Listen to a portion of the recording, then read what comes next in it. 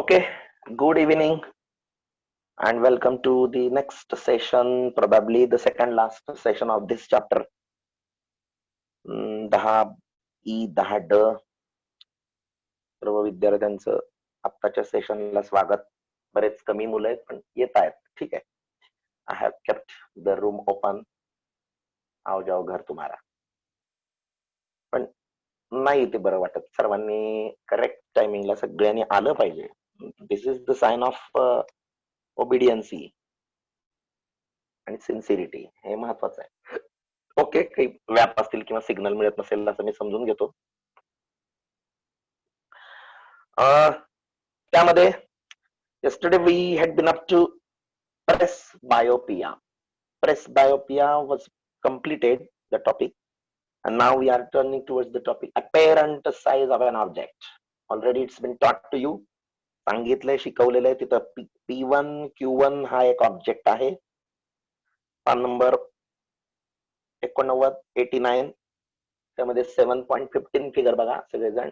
त्यामध्ये तुम्हाला दिसतं की PQ and P1 Q1 are the objects of the same size actually, but if the object is too far from our eye, आपल्या डोळ्यापासून तो खूप लांब असेल तर ते P1 Q1 त्या P1 Q1 नी डोळ्याशी सबटेंड केलेला angle subtended by the object at the I is beta, and the same object as it is brought close to our eye up to certain distance, PQ makes another angle that is alpha, P that I and Q, PIQ, P1 IQ1, alpha आणि beta.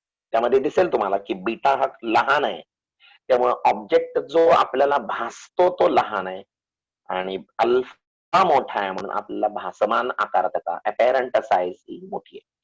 त्या paragraph मधलं शेवटचं वाक्यच महत्वाचं आहे. 7.15 लिहिलेलं त्याच्याच तिथलं thus the apparent size of an object depends upon what. जो तुम्हाला एखाद्या वस्तूचा आकार दिसतो तो कशावर अवलंबून आहे? त्या वस्तूनं तुमच्या डोळ्याशी धारण केलेला जो कोन आहे, कोन जो डोळ्यात बनतो अँगल, त्या वस्तूनं तुमच्याशी केलेला कोन त्याच्यावर अवलंबून depends upon the angle subtended by the object at the I. आपल्या डोळ्याशी धारण केलेला कोन मोठा तर ऑब्जेक्ट मोठा दिसतो.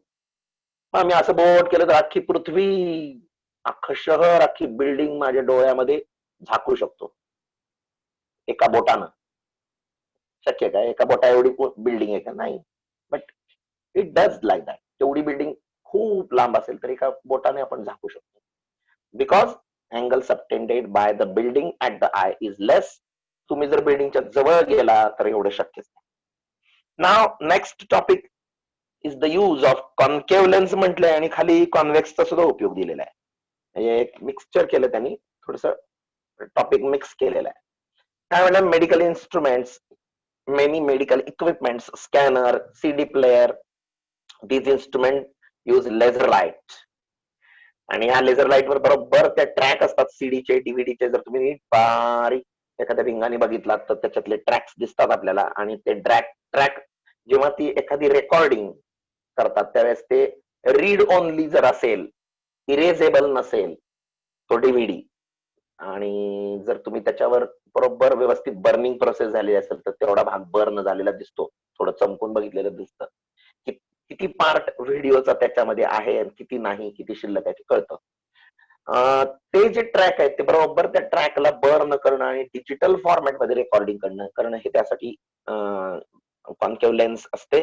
आणि ते बरोबर पिन पॉइंट अॅक्युरेसीने बीम तिथं ती ड्रॉप करते त्या डीव्हीडीवर किंवा त्या प्लेटवर. The peephole in the door. तुम्ही जेवायला बसलाय साजूक वगैरे, बरोबर आहे ना? काही जणांना भरपूर आहार लागतो, आपल्या वर्गातले भरपूर तसे आहेत. जेवायला बसलाय, दरवाजा लावून ठेवलाय कोणी येऊ नये म्हणून. अचानक डोरबेल वाजली, कोण आलंय, तर तुम्ही काय करता? दरवाजा उघडत नाही, तर तुम्ही त्या पीप होल मधून बघता कोण आलंय. तिथं सुद्धा हीच लेन्स वापरलेली असते. तो व्यक्ती लांब पलीकडे जाऊन उभारल्यासारखा दिसतो. This is because of what? The concave lens. काय शंका? तिथं टाईप करून सांग. थांबा म्हटलायस का काय? तर आवाज येत नाही. का बरं आवाज येत नाही? आता काय करणे आवाज नाही येण्याचं? किती जणांना आवाज येत नाहीये? आवाज येतोय म्हणणारे हो येतोय असं लिहा तिथं. व्यवस्थित बँडविड्थ व्यवस्थित नसेल हा येतोय अमेय काळे, येतोय येतोय येतोय सगळे. नेहा पुजारी ओके. निंबाळकर आली का? तिला येतोय का आवाज? हा मग देवांग तुला येतोय का? अजून एकदा सांग. तुझ्या सेटिंग्स बघ जरा तिथं किंवा थोडस ते हल्लेलं असेल तर बघा जरा. हा सिद्धी ओके. हो य हो य हो य हो य येतोय मराठीत. हा कौशिक बुमकर व्हेरी गुड बॉय. हा चला छान. तर ठीक आहे. ओके बस करा बस करा बस करा. काय लक्ष द्या आपला वेळ जातो ना. तर तिसरा उपयोग आहे स्पेक्टॅकल्स. स्पेक्टॅकल्स मध्ये काय असतं तुम्हाला माहिती? लांबच दिसत आहे, जवळच दिसत नाही. तुमचा डोळा हायपर मेट्रोपिक आहे, फार साइटेडनेस आहे. मग तो करेक्ट करण्यासाठी आपण कॉन्व्हेक्स वापरतो. आणि या उलट जवळच छान दिसतंय परंतु लांबचं दिसत नाही, त्यासाठी आपण कॉन्केव्ह लेन्स वापरतो. मग असे चष्मे बनवण्यासाठी सुद्धा उपयोग होतो. टॉर्च बल्ब मध्ये सुद्धा concave lens is use to spread widely the light produced by a small bulb inside the torch. त्याच्या एफला जर बल्ब आणला तर मोठा प्रकाश विस्फारित होतो. तुम्हाला माहिती ही कॉन्केव्ह लेन्स अशी आहे, म्हणजे हे असं असं मी मुद्दाम असं करतो इतकं म्हणजे कर्व व्हावं. आणि हे असं आहे, हा कॉन्केव्ह झाला, वरचं जोडलं खालचं जोडलं तर बरोबर आहे. आणि इकडे जर बल्ब लावला, बॅटरी सेल वगैरे इकडे आहे, तिकडे बल्ब लावला तर त्याच्यापासून निघालेले प्रकाश किरण अवे फ्रॉम इच अदर जातील, मोठा झोत मिळेल आणि तो व्यवस्थित मिळावा असं ते केलेलं असतं. Torch concave lens is use to spread widely the light by small bulb inside a torch. Camera, telescope, microscope, these instruments mainly use concave lenses. आता आपण ऍस्ट्रॉनॉमिकल टेलिस्कोप आणि microscope, compound microscope, simple microscope शिकणार आहोत थोड्याच वेळात. And that is made by many ways. But आपल्याला convex लेन्सचा वापर करून तयार होणारा microscope, compound microscope, simple microscope and astronomical telescope ह्या गोष्टी शिकायच्या. To get good quality image a concave lens is used in front of eyepiece or inside it. ते sometimes it is used. त्याचे वेगळे पर्पजेस आहेत. ते तुम्हाला 11वी-12वीला जास्त डिटेलिटी मध्ये समजेल. पण mostly the microscopes, compound, simple and astronomical telescopes especially use the convex lenses. सगळ्यांना आवाज येतोय असं सांगितलं सगळ्यांनी. मी अजून एकदा चेक करतो कोण कोण काय काय म्हणताय ते. हो येतोय येतोय येतोय येतोय. ओके ठीक आहे. बर आता नाव टाका सिंपल मायक्रोस्कोप. टायटल टाका सगळ्यांनी माझ्याबरोबर. आकृती सुद्धा काढायची आहे. प्रिन्सिपल ऍक्सिस आपली ती 6वी फिगर आहे की नाही, ती बघा आणि तीच काढा. बघा इथं आहे ती लेन्स. आपलं 03612 36912 ते आपलं आहे ना, ते करा ना. मग हा आहे ओ, हा आहे एफ, हा आहे इकडचा एफ, इकडचे दोन एफ नाही काढलं, राहू दे. आता तुम्हाला माहिती ती आकृती काढत काढत इकडे बघा.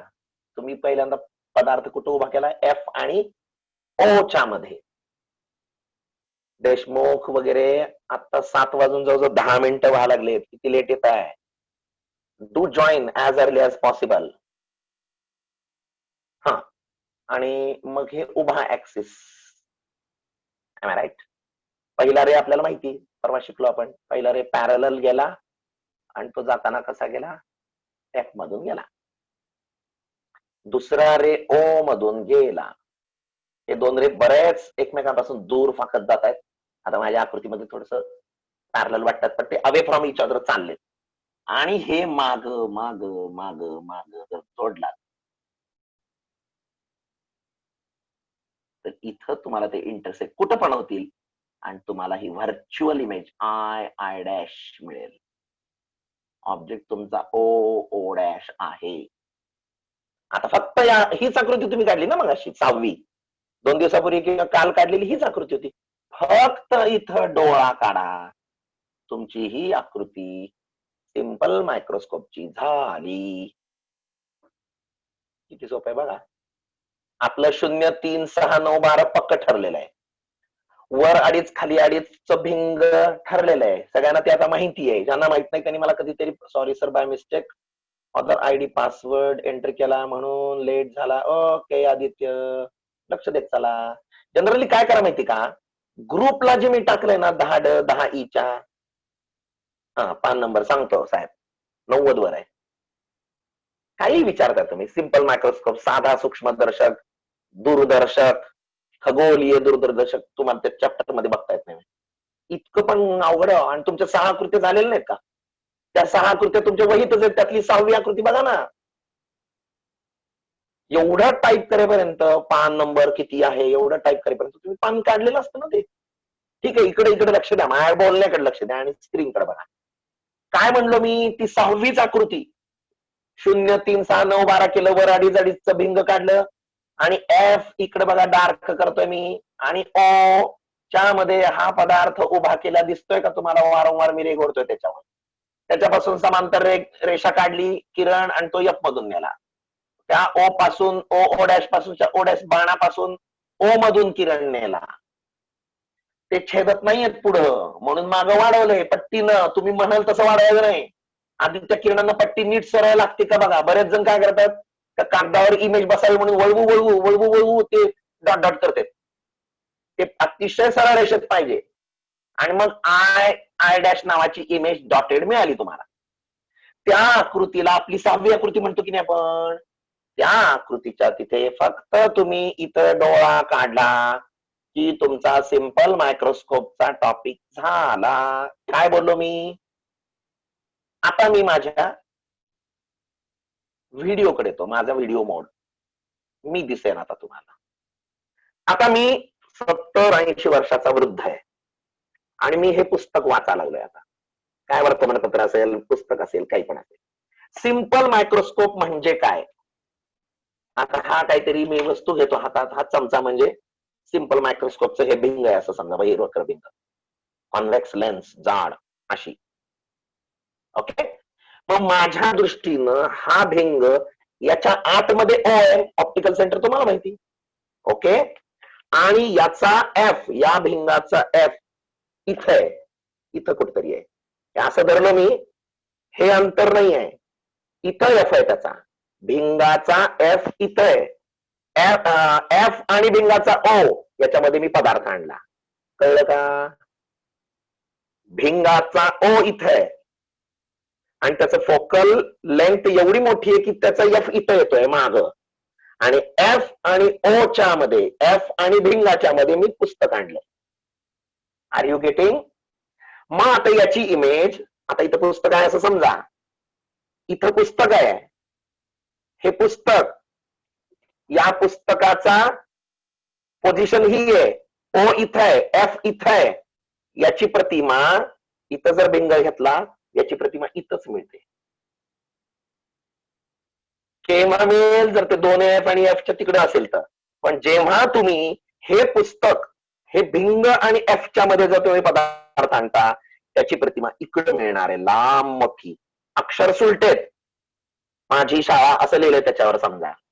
तर हे पुस्तक इथंच आहे, परंतु ते इथं नेलं जाईल आणि ते भरपूर एनलार्ज्ड होईल. बघा ना आकृतीत, तुम्ही जी आकृती आता काढलीये ते भिंग म्हणजे तुमच्या हातातलं, तुम्ही वृद्ध आहात, तुमच्या हातातलं भिंग माना. पुस्तकातल्या आकृतीकडे बघत बसू नका. आता वहीत काढलेली आकृती असेल तर त्याच्याकडे बघा, किंवा तुमची 6वी आकृती बघा, त्या 6 मधली शेवटची. ते भिंग म्हणजे भिंगच आहे. तो ऑब्जेक्ट काढलाय छोटा म्हणजे वर्तमानपत्र आहे. त्याच्या दुसऱ्या बाजूला एफ आहे, म्हणजे एफ आणि ओ च्या मध्ये भिंग वस्तू आली आहे, वर्तमानपत्र आलंय. आणि तेच वर्तमानपत्र नेलंय कुठं? भरपूर उंच झालं आपोआप. कुणामुळं? Because it was kept between O and F. कारण ते ओ आणि एफ मध्ये ठेवलंय. मग आता ह्याची प्रतिमा तुम्हाला माहिती कशी असते? जेव्हा एफ आणि ओ च्या मध्ये असतो पदार्थ, त्याची प्रतिमा सुलटीच असते. म्हणजे अक्षर एवढं होतं, दिसत नव्हतं, ते मोठं झालं. आणि हा पदार्थ मी एफच्या आत आणला होता, आणि 25 सेंटीमीटरच्या, माझ्याच 25 सेंटीमीटरच्या आत असेल. डिस्टन्स ऑफ डिस्टिंक्ट विजन माहिती तुम्हाला, minimum distance of distinct vision, याच्या आत वस्तू आणायची. असं वाचतोय, हे बघा, असं अलाउड आहे का सांगा? नाही अलाउड.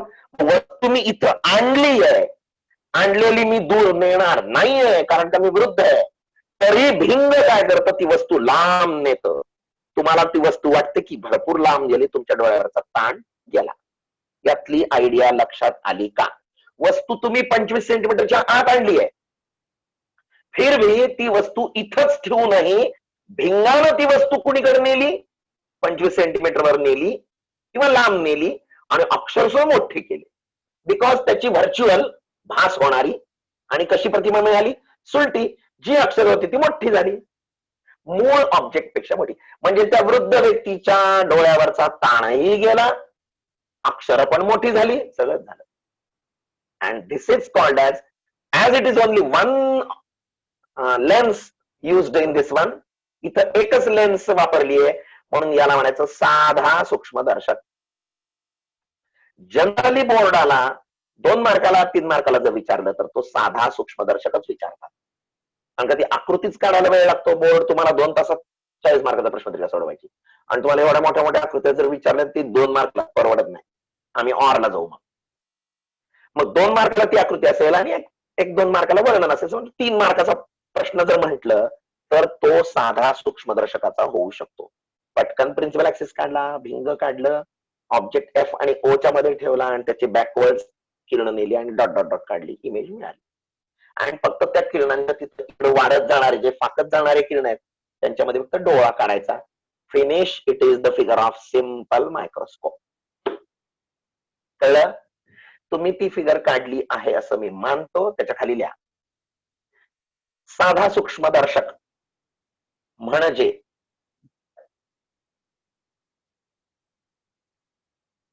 फक्त एकच बहिर्वक्र भिंग होय. Simple microscope means only one convex lens of proper wavelength, proper focal length.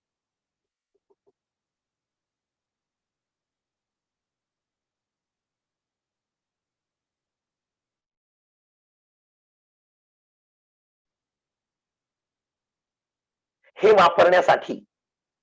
वापरण्यासाठी जेव्हा पदार्थ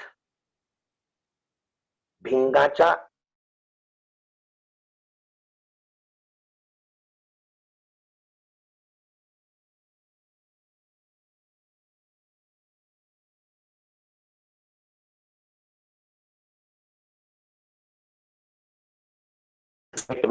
अँड ओ, हे वापरण्यासाठी जेव्हा पदार्थ एफ आणि ओ मध्ये ठेवला जातो तेव्हा त्याची त्याच बाजूला सुलटी, विशालित व आभासी प्रतिमा मिळते. Then it gives erect, magnified, erect, ERRECT किंवा ERECT असावं बघा, erect, magnified and virtual image.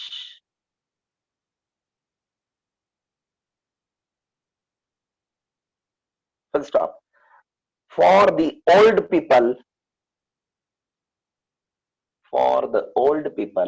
वृद्ध लोकांच्या बाबतीत, for the old people, even if object is brought,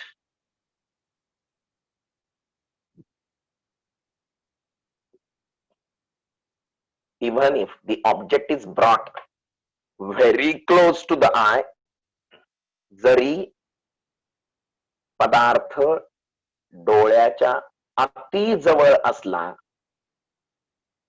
even if the object is brought very close to the eye, जरी पदार्थ डोळ्याच्या अति जवळ असला तरी ती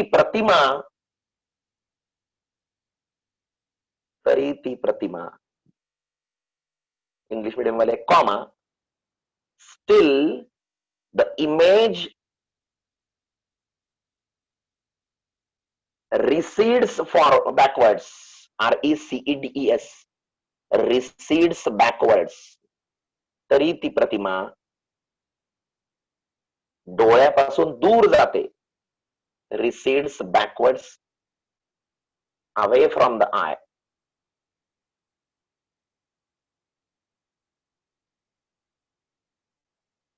So the stress is minimized. त्यामुळे ताण कमी होतो.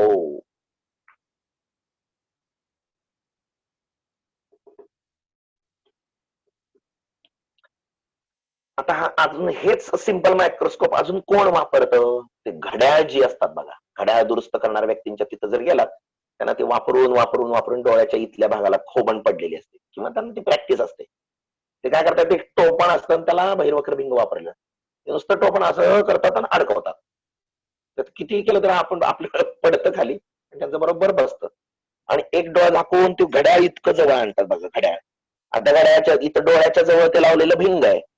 भिंगाच्या जवळ डोळा आणलाय, पण या भिंगाचं एफ इथं आहे. काय म्हणतोय मी बघा, आता तुम्हाला लक्षात आलं.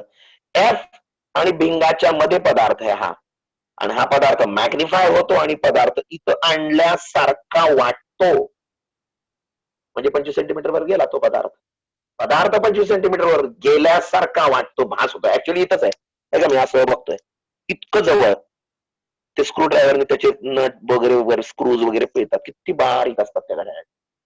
म्हणजे घड्याळ स्टील तुम्ही जवळच धरलेलं आहे ती वस्तू, तरी ते घड्याळ त्या भिंगाने कुणीकडे नेलं, इथं नेलं आणि मोठं केलं. तुमचं दोन्ही कामं झाली. डोळ्यावर पासून वस्तू दूर नेली गेली आणि त्याच वेळी डोळ्यावरचा ताणही कमी झाला. This is the best use done by or offered by one convex lens, and this is called as simple microscope. त्यातली जी पहिली आकृती तीच त्याला टिक मार्क करा, दुसरी आकृती काही बघत बसू नका, काही जरूर नाही. म्हणजे बी जी आहे ना ती नको. तिथल्या वापर, use number 1 for the old persons to read very small letters. वृद्ध व्यक्तींना वर्तमानपत्रातील अतिशय छोटी अक्षरे वाचण्यासाठी. To read very small letters of the newspaper. Number 2 घड्याळजी, watch repairer, REPAIR ER, repairer, घड्याळ दुरुस्त करणार. घड्याळजी, घड्याळ दुरुस्त करण्यासाठी बहिर्वक्र भिंग वापरतात.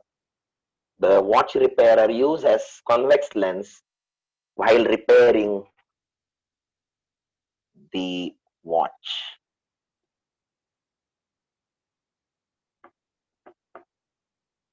आता नाव टाका कंपाऊंड मायक्रोस्कोप.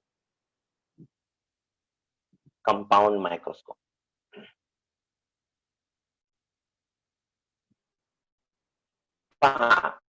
आता कंपाऊंड मायक्रोस्कोप म्हणजे काय, थोडा वेळ जाऊ दे पण छान समजलं पाहिजे.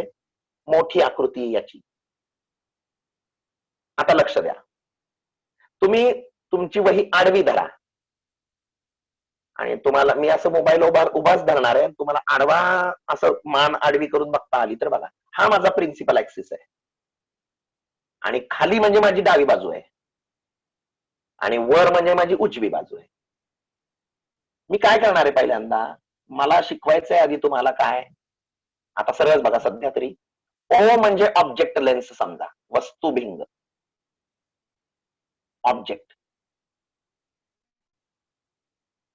आणि ई म्हणजे आयपीस नेत्रभिंग. नेत्रभिंग म्हणजे काय, आता तुम्ही आपल्या प्रयोगशाळेतला जर मायक्रोस्कोप बघितला असेल तर ढोबळमानाने तो कसा असतो बघा, मी थोडस त्याचा शेप काढून दाखवतो, अगदी एक्झॅक्ट नसला तरी तो समजेल तुम्हाला. असं त्याचा बेस असतो, आता ते उमटं नाही खालचं.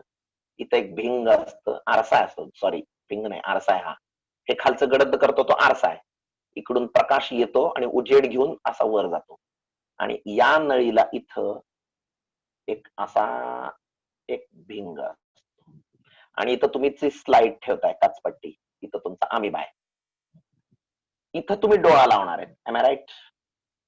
ज्या भिंग इथं भिंग आहे याला म्हणायचं आयपीस. ज्या भिंगामधून तुम्ही डोळा लावून बघता त्याला म्हणायचं आयपीस. ज्या भिंगाला या काचपट्टीच्या जवळ बरोबर परपेंडिक्युलरली आणलेलं असतं लंबरूप, इथं जे भिंग आहे त्याला म्हणायचं ऑब्जेक्टिव्ह किंवा ऑब्जेक्ट लेन्स किंवा पदार्थिक भिंग. पदार्थाच्या दिशेला असलेलं पदार्थ भिंग, पदार्थिक भिंग, ऑब्जेक्ट लेन्स, ऑब्जेक्टिव्ह. वरचा ई म्हणजे नेत्रिका, आयपीस नेत्रभिंग. इथं दोन भिंग वापरलेले आहेत आणि तेही वापरताना एकाच प्रिन्सिपल ऍक्सिस वर आहेत.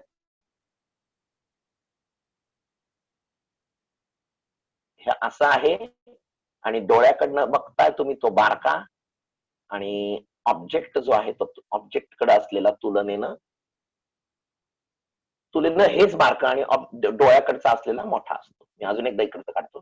तुम्ही डोळ्याकडची जी भिंग वापरताय ते तुलनेनं मोठं आहे आणि वस्तूकडचं जे भिंग आहे ते तुलनेनं छोटं आहे. कारण का वस्तूच अमिबा आहे, तोच खूप सूक्ष्म आहे ना. मग एवढं मोठं भिंग वापरून काय करायचं आपल्याला? वस्तू भयंकर छोटी आहे. जी वस्तू बघायची, समजा आपला केसच एक बघायचा. आम्हाला 5वी मध्ये आमच्या सरांनी डोक्याचा एक केस काढला आणि तो काचपट्टीला गुंडाळला आणि तो स्थिर ठेवला आणि काचपट्टी ठेवली आणि ती या भिंगाखाली बघितली आम्ही. आम्हाला दाखवलं, मजा म्हणून आणला होता मायक्रोस्कोप 5वीतच. ते मोठ्या आपली पेन्सिल असते की नाही आपली सिस पेन्सिल, एवढा एकच केस एवढा दिसत होता, इतका मोठा दिसतो. आणि म्हणजेच काय एनलार्जमेंट आहे ती. एवढी एनलार्जमेंट जी होती ती कशामुळं? Because of two lenses. म्हणजे पहिलं भिंग जे खालचं आहे ते 100 पट करत असेल तर दुसरं भिंग झालेल्या 100 पटीला अजून 100 पट करत. म्हणजे एक वस्तू जी खालची आहे ती 10,000 पट मोठी होते, मग आपल्याला ती दिसते. मग हे करण्यासाठी जे यंत्र वापरलंय त्याला म्हणायचं कंपाऊंड मायक्रोस्कोप. आता मी रचना हळूहळू सुरू करतो. पहिल्यांदा मी तुम्हाला काय सांगितलं की जे डोळ्याकडून बघतोय ते भिंग मोठं असतं आणि जी वस्तू बघतोय वस्तूच्या कडचं भिंग छोट असतं. का ते छोट? कारण का वस्तूच छोटी आहे. आता मी मोबाईल माझा सरळ उभा धरलाय, स्क्रीन उभी आहे, परंतु तुम्ही इमॅजिन करा मान हे करून की हे इथलं आपलं खालचा भाग म्हणजे डावी बाजू आहे, वरचा भाग म्हणजे उजवी बाजू आहे. म्हणजे आपली मान डावीकडे वळवायची, आपल्या डावीकडे डाव्या खांद्याकडे मान वळवायची. सुरुवातीला काय करायचं? थोडं practice will make you perfect. Okay, हा भिंग आधी काढायचा. तुम्ही काही काढू नका, आता मी तुम्हाला शिकवणार आहे, आधी मला शिकवू. हा भिंग काढला की त्याचा एफ, याचा एफ, हा झाला एफ आहे म्हणून ऑब्जेक्टिव्हचा आहे, हे ओ आहे ना, ऑब्जेक्ट लेन्स आहे म्हणून हा झाला एफ ओ आणि हा सुद्धा झाला एफ ओ. आणि याचाच इकडं हा झाला 2 एफ ओ आणि इकडचा 2 एफ ओ. आता जर वस्तू एफ आणि 2 एफ च्या मध्ये उभा केली तर पहिला किरण समांतर गेला, एम आय राईट? आणि तो जाताना कसा जाईल? एफ मधून जाईल. आणि जर दुसरा किरण ओ मधून नेला तर तो साधारणतः इथं कुठेतरी छेदेल. आणि आता मला थोडस हे मॅनेज करावं लागेल. हा तुमचा इकडं कुठेतरी 2 एफ आहे,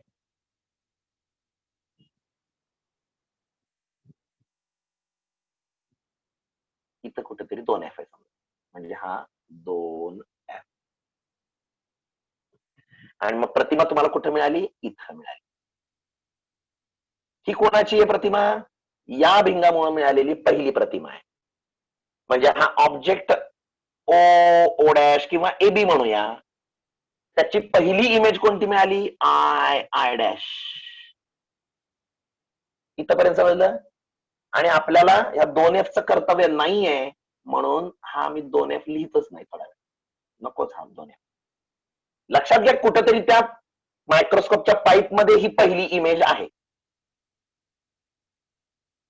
ओके, आता ही इमेज खालच्या भिंगामुळे मिळालेली इमेज ही वरच्या डोळ्यातून बघण्याच्या भिंगासाठी ऑब्जेक्ट आहे.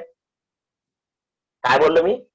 खालच्या लेन्स मुळे मिळालेली ही इमेज या लेन्सच्या दृष्टीने इमेज आहे ती, परंतु वरच्या इथल्या लेन्सच्या दृष्टीनं ऑब्जेक्ट आहे. मग ती लेन्स कशी काढायची, तर याच्या जवळ खेटून काढायची, मोठी काढायची. आता याची गेम काय बघा, हा झाला आयपीस, ई आयपीस आडवं लिहिलंय ई. आता हा आयपीस असा काढायचा, अर्थात छान क्वालिटीचा तुम्ही बहिर्वक्रभिंग काढायचे ऑफकोर्स, की त्याचा याचा ओ आतला हे ऑप्टिकल सेंटर इथं आहे आणि या ह्याचा एफ ई इथं असेल. कुठं म्हटलं मी बघा, काय बोललो मी, पहिल्या भिंगानं मिळालेली ही प्रतिमा जिथं आहे त्याच्या पुढं आय लेन्स काढली, आयपीस काढला आणि आयपीसच्या ऑब्जेक्टच्या खाली म्हणजे डावीकडे एफ ई डिसाइड केला आणि जेवढ्या अंतरावर एफ ई डिसाइड केला तेवढ्याच अंतरावर इकडे एफ ई इकडचा डिसाइड करायचा.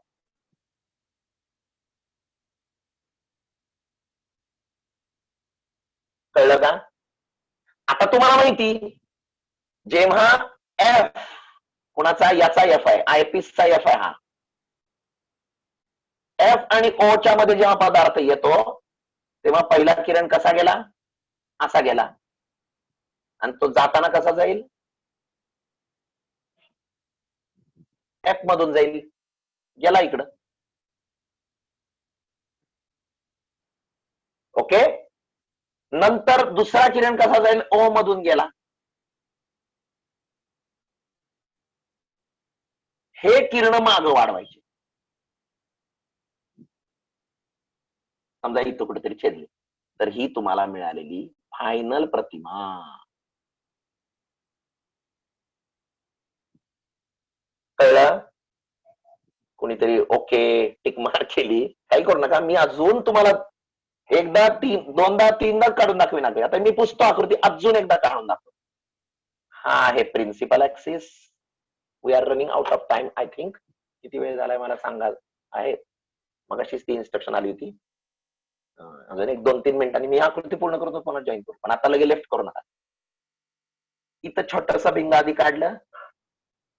हा कोण आहे, ऑब्जेक्टिव्ह, त्याचा हा आहे एफ ओ, याचा इकडचा हा आहे एफ ओ. एफ ओ म्हणजे काय, ऑब्जेक्टिव्ह नावाच्या लेन्सचा फोकस. याचा आतला ओ इथं आहे, बरोबर आहे का? तुम्ही पदार्थ कुठं ठेवणार आहेत, इथं ठेवणार आहेत, एफ ओच्या पलीकडं खाली, कारण का एफच्या आत नाही ठेवायचं आपल्याला. त्याचा पहिला प्रकाश किरण हा गेला, तो जाताना कसा जाईल, एफ मधून जाईल. Am I right? नंतर दुसरा किरण कसा गेला, ओ मधून, तो जाऊन छेद. आता मी डेलिबरेटली छेदवा लागलोय, तुम्हाला ते छेदेल बरोबर. ते म्हणाल सर मुद्दाम छेद होता तुम्ही, ते येत आहे तुम्हाला ते बरोबर, काय अडचण नाही येणार. कारण का एफच्या पलीकडे पदार्थ आहे म्हटल्यानंतर एफ आणि 2Fचा खालचा, डावीकडचा एफ आणि 2Fच्या मधला पदार्थ आहे हा, म्हणल्यावर ते येत आहे. इथं ही इमेज झाली तुमची. या इमेजच्या इकडं या भिंगाचं खेटून भिंग काढायचा, तो तुमचा कोण आहे, हा आयपीस आहे. त्याचा हा झाला कोण, एफ ई. आणि जेवढ्या अंतरावर तुम्ही एफ ई केलाय एवढ्याच अंतरावर इकडे सुद्धा एफ ई तयार करायचं. दोन्ही बाजूचा एफ ई असतो. हे एफ ई म्हणजे कोण, या आयपीसचा फोकस. हे एफ ओ म्हणजे कोण, या ऑब्जेक्ट लेन्सचा फोकस. तुम्हाला कळलं आता? मग इक्वल इक्वल अंतर आहे ना जनरली. आता ही प्रतिमा जी आहे ती रिअल आहे, कुणाची, या ऑब्जेक्टची, बरोबर आहे ना? कारण का एफ आणि 2F मध्ये पदार्थ असताना तुम्हाला रिअल इमेज मिळणार. ती इमेज पहिल्यामुळे मिळालेली इमेज दुसऱ्या भिंगासाठी ऑब्जेक्ट म्हणून काम करेल, पदार्थ म्हणून काम करेल. आता तो पदार्थ स्वतंत्र ठेवला असा माना, ती भूमिती, तुम्ही म्हणाल हे किरण तर पुढे गेलेत, हे किरण तर पुढे गेलेत, हे भिंगावर कसे पडतील. अहो 2 किरण घेतलेत आपण. या पदार्थापासून लाखो करोडो किरण आहेत. आपण प्रतिनिधी म्हणून किती किरण घेतोय, 2. एक पॅरलल आलेला आणि एक ओ मधून गेलेला. कळलं का? तुम्ही म्हणाल हे किरण पुढे गेले, मग तुम्ही हा कसा घेतला, पहिला पॅरलल घेतलेला कसा घेतलाय, ही जॉमेट्री आहे त्यातली. मग पहिला किरण समांतर गेला, तो कसा जाईल? FE मधून गेला. दुसरा किरण कुठून जाईल? O मधून जाईल, इथल्या गेला. आणि तुम्ही डोळा कुठं लावणार आहेत? इथं, या दोघांच्या मध्ये. आणि या भिंगातून बघणार आहेत तुम्ही. डोळा तुमचा इथं आहे ना, मग या डोळ्याला काय वाटतील? हे तर किरण पुढे गेलेत, मग हे किरण कुठून निघाले असं वाटतात? इथून. आणि ही प्रतिमा मिळाली फायनल. मग ही जी डॉटेड आहे ती व्हर्च्युअल आहे, कारण का सुलटीच आहे प्रतिमा, फक्त मागं ढकलली गेली. आणि आता बघा ना केवढा मोठा ऑब्जेक्ट झाला, केवढा होता आणि केवढा झाला ऑब्जेक्ट.